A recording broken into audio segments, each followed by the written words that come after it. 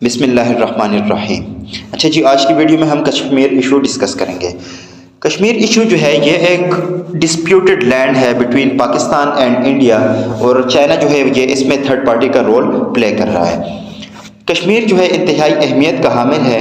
اس کی وجہ یہ ہے کہ کشمیر میں ڈفرینٹ ماؤنٹینز ہیں، ہائی ماؤنٹینز ہیں، اس کے علاوہ آئس کیپس ہیں، فریش واٹر ہے، اور اس کے علاوہ جو ہے گرینری ہے اور ڈفرینٹ ریورز کشمیر میں اویلیبل ہیں۔ اس وجہ سے کشمیر جو ہے انتہائی اہمیت کا حامل ہے۔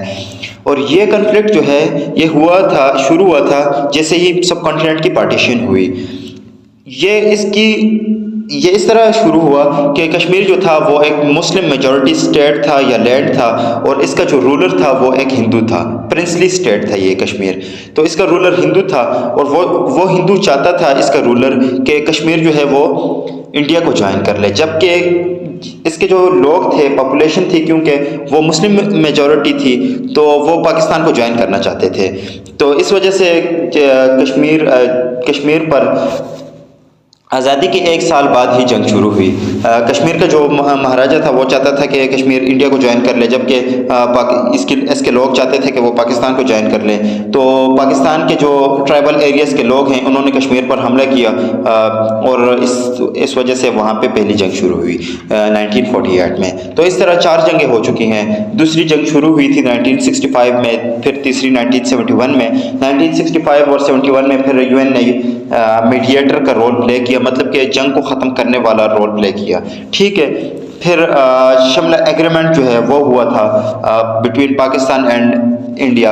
یہ ایک پیس ایگریمنٹ تھا، ٹھیک ہے، جنگ ختم کرنے کے لیے یہ ایک پیس ایگریمنٹ تھا۔ پھر 1999 میں کارگل وار ہوا بٹوین پاکستان اینڈ انڈیا، لیکن پھر بھی اتنی جنگ کرنے کے باوجود بھی کشمیر جو ہے آج تک ایک ڈسپیوٹڈ لینڈ ہے۔ اس کی جو سلوشن ہے اس کو ہم ڈسکس کریں گے۔ اس کی اگزامپل ہم یورپ سے لیں گے کہ کیسے ہم کشمیر جو ہے کشمیر ایشو کو سالو کریں گے، ٹھیک ہے۔ اچھا جی، اگر ہم اس کے لینڈ کی بات کریں کہ انڈیا کے پاس کتنا لینڈ ہے، چائنا اور پاکستان کے پاس کتنا لینڈ ہے۔ کشمیر کا جو لینڈ ہے اس پر انڈیا کا کنٹرول ہے۔ 50% جو لینڈ ہے وہ 55% جو لینڈ ہے وہ انڈیا کے کنٹرول میں ہے، جس میں جموں کشمیر آ جاتا ہے، لداخ آ جاتا ہے، کشمیر ویلی آ جاتی ہے، اور سیاچن کا علاقہ آ جاتا ہے کچھ۔ تو یہ جو ہے یہ انڈیا کے کنٹرول میں ہے، اور اس کی تقریباً 70% پاپولیشن جو ہے وہ بھی انڈیا کے کنٹرول میں ہے، جبکہ پاکستان کے کنٹرول میں جو ایریا ہے وہ تقریباً 30% آ جاتا ہے، اور چائنا کے کنٹرول میں جو ایریا ہے وہ ہے 15%، ٹھیک ہے۔ پاکستان کے پاس جو ایریا ہے اس میں آزاد کشمیر اور گلگت بلتستان وغیرہ کے علاقے آ جاتے ہیں، جبکہ چائنا کے پاس جو علاقہ ہے جس کے اوپر چائنا کا کنٹرول ہے اس میں اکسائی چین آ جاتا ہے، اور باقی کچھ علاقے آ جاتے ہیں۔ اس کے علاوہ 99 کا وار بھی ہوا، اس کی وجہ سے بھی کشمیر جو ہے وہی ڈسپیوٹڈ لینڈ ہے، مطلب اس کا جو مسئلہ ہے وہ حل نہیں ہوا، ٹھیک ہے۔ پھر چائنا اور انڈیا کے درمیان بھی کچھ لڑائیاں ہو چکی ہیں اس کی وجہ سے۔ 1962 میں جو ہے چائنا نے اپنی فوج ہے وہ یہاں جو ڈسپیوٹڈ لینڈ ہے وہاں بھیج دی، اکسائی چین موسٹلی۔ تو اس میں چائنا کو پھر کامیابی بھی ہوئی۔ اکسائی چین جو پہلے ہی چائنا کا علاقہ تھا، پھر بعد میں بھی چائنا کا کنٹرول اس پر رہا، ٹھیک ہے۔ اور اس طرح جو چائنا اور انڈیا کے درمیان جو لائن ہے، مطلب جو کنٹرول لائن ہے، تو اس کو کہتے ہیں لائن آف ایکچوئل کنٹرول۔ اس لائن کو کہتے ہیں، یہ لائن جو انڈیا اور چائنا کے درمیان ہے، جو ان دونوں کنٹرول کرتی ہے، تو یہ ہے لائن آف ایکچوئل کنٹرول، ٹھیک ہے۔ اب ہم دیکھتے ہیں کہ پاکستان کس بنیاد پر بنا تھا۔ پاکستان جو بنا تھا اس کی صرف اور صرف ایک وجہ تھی، اور جو تھا 2 نیشن تھیوری۔ تو اگر ہم دیکھیں کہ کشمیر جو ہے وہ اس کی بھی پاپولیشن جو ہے وہ تو میجورٹی میں ہے۔ یہ پاکستان جہاں پہ بنا ہے یہاں پہ بھی تو مسلم میجورٹی لینڈ تھی، تو اس وجہ سے یہاں پہ پاکستان بنا۔ جو مسلم میجورٹی لینڈز تھی تو اس پر مسلمانوں کو دے کر ایک الگ ریاست بنائی گئی اس پہ۔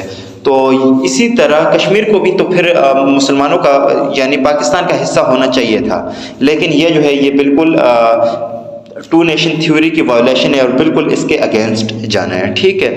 اور ہیومن رائٹس جو ہے پھر کشمیر پر جو ہے انڈیا نے مختلف ڈفرینٹ قسم کے ظلم بھی کرتا رہا، کیونکہ ان کو پتہ ہے کہ یہ اس کی جو پاپولیشن ہے یہ پاکستان کے ساتھ پاکستان کو جوائن کرنا چاہتی ہے اور مسلم میجورٹی ہے، تو اس وجہ سے جو انڈینز آرمی ہے، انڈین ٹروپس ہے، تو انہوں نے مختلف قسم کے ٹیکٹکس کیے، مطلب جو انوسینٹ سٹیزنز تھے جو ان پر بہت زیادہ ظلم کیا، ٹھیک ہے۔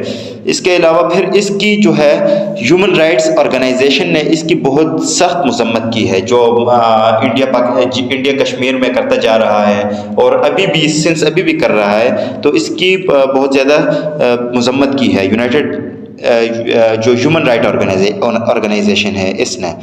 اور اس کے علاوہ اگر ہم اس کی سلوشن کی بات کریں تو اس کی ایگزامپل ہم یورپ کو لے سکتے ہیں کہ یورپ میں بھی اسی طرح ٹیریٹوریل ڈسپیوٹس تھے، تو وہ ٹیریٹوریل ڈسپیوٹس جو ہیں وہ کس طرح سالو ہوئے، انہوں نے اپنی اکنامک انٹیگریشن کی، ٹھیک ہے۔ جو پورا یورپ تھا وہ یورو زون میں کنورٹ ہوا اور جو ڈسپیوٹس تھیں وہ پیچھے رہ گئی اور ان کا جو اکنامک انٹرسٹ تھا وہ آگے چلا گیا۔ اس کے علاوہ ہم اگر اس کو سالو کریں تو ہمیں بھی ایسا کرنا چاہیے کہ اکنامک انٹیگریشن کرنی چاہیے۔ ہاں ایک بات ہے وہ ہے کہ ہمیں ریجنل ٹریڈ تو کرنا چاہیے، بلکہ اپنے جو انٹرسٹ ہیں ان پر کبھی بھی ہمیں کمپرومائز نہیں کرنا چاہیے۔